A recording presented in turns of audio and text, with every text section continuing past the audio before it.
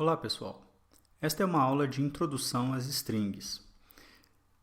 Strings são cadeias de caracteres, ou melhor explicando, sequências de caracteres justapostos. Temos aqui alguns exemplos de strings.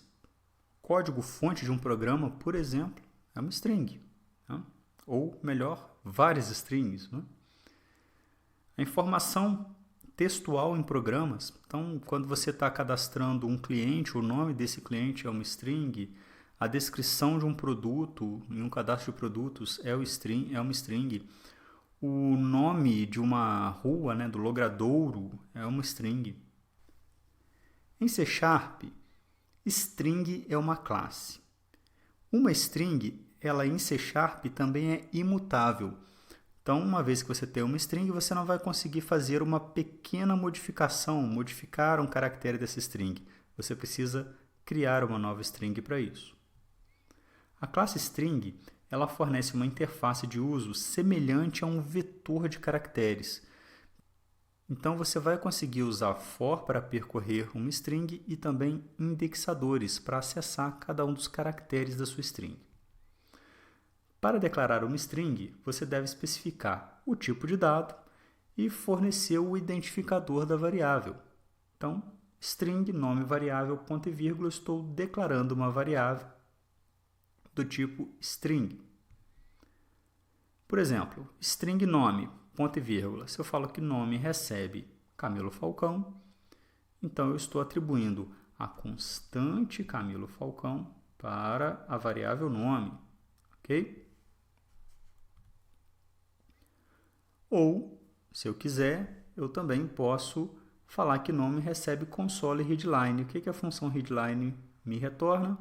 Uma string que foi informada pelo meu usuário, né? Então, o usuário vai digitar alguma coisa, vai teclar Enter, e se alguma coisa que ele digitou, que é uma string, vai ser atribuída à minha variável nome.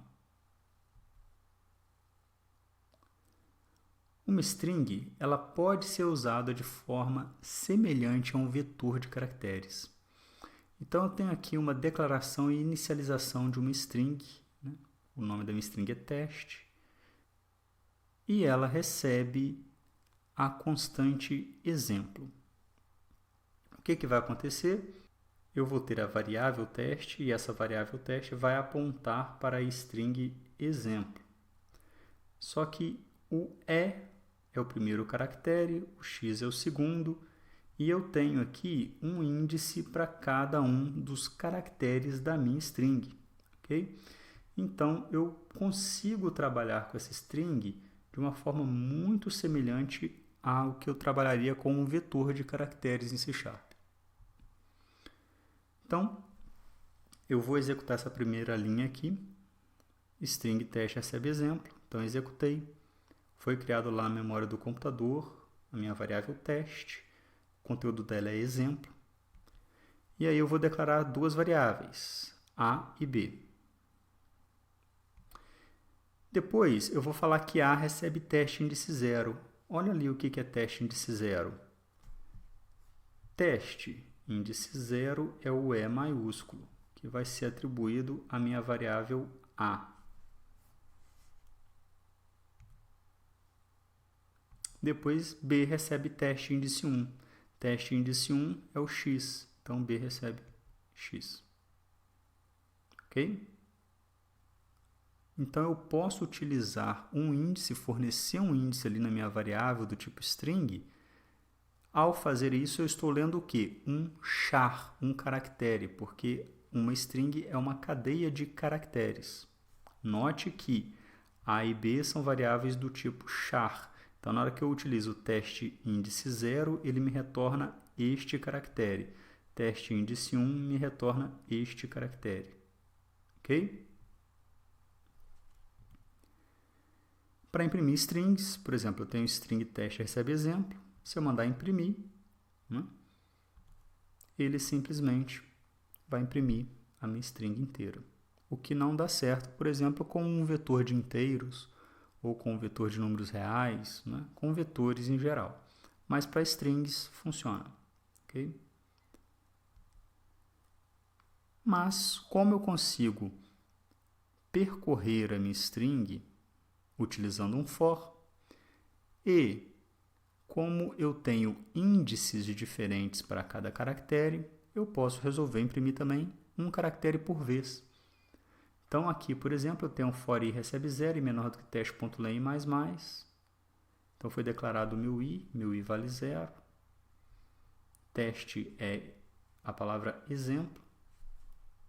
E aí eu vou imprimir o teste índice i, que é o teste índice 0. Imprimi o e, próximo i mais vale 1. Entro aqui, imprimo o teste índice 1. Próximo i, imprimo o teste índice 2. E aí, se eu continuar com o próximo i, eu imprimiria teste índice 3 e até o final. Ok? Então, veja, a minha string teste possui a propriedade len, que me retorna o tamanho da minha string, quantos caracteres tem a minha string. E eu posso utilizar aqui um índice para pegar um caractere por vez. Obviamente, para imprimir uma string é melhor você imprimir ela diretamente. Mas este for aqui, ele serve para te mostrar que eu consigo imprimir um caractere por vez.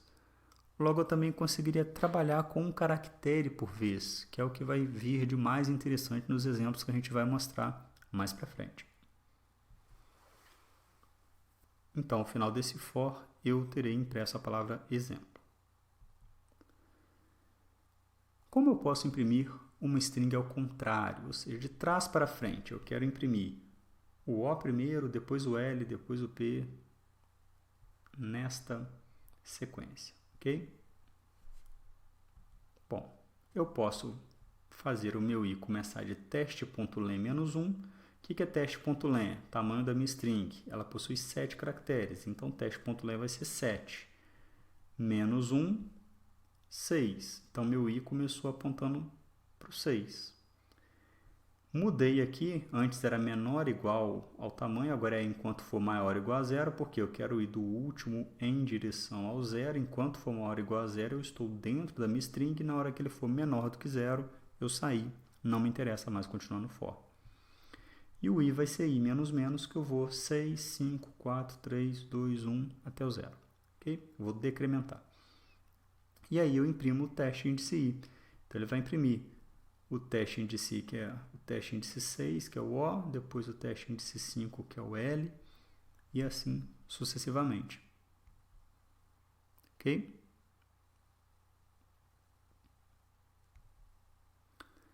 Strings em C# são imutáveis. Então, se eu declaro aqui string teste recebe exemplo e tentar falar que teste índice 0 recebe e, eu vou ter um erro.